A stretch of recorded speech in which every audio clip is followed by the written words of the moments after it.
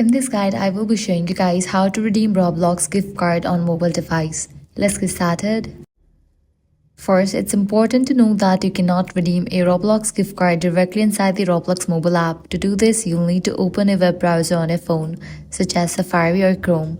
In the address bar, type in roblox.com/redeem and tap go. Make sure you are logged into your Roblox account before continuing. Once the page loads, you will see a box that says enter your gift card, virtual item or promo code. Now take your gift card and carefully copy the code made up of letters and numbers. Paste that code into the box on the website and tap redeem. If the code is valid, your Robux will be added to your account instantly.